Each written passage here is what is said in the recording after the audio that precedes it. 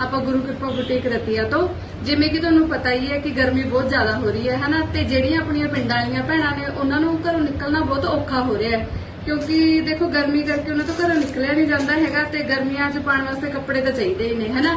ਤਾਂ ਆਪਾਂ ਨੂੰ ਦੇਖੋ ਭੈਣਾਂ ਆਨਲਾਈਨ ਆਰਡਰ ਦੇ ਰਹੀਆਂ ਨੇ, ਠੀਕ ਹੈ। ਇਹ ਜੋ ਆਰਡਰ ਹੈਗਾ ਇਹ ਆਪਾਂ ਨੂੰ ਭੈਣ ਨੇ ਆਨਲਾਈਨ ਭੇਜਿਆ ਸੀਗਾ, ਆਪਾਂ ਨੂੰ ਡੀਐਮ ਕੀਤਾ ਸੀ, ਉਹਨਾਂ ਨੇ ਦੱਸਿਆ ਸੀਗਾ ਕਿ ਉਹਨਾਂ ਨੂੰ ਕੀ ਚੀਜ਼ ਚਾਹੀਦੀ ਹੈ, ਠੀਕ ਹੈ।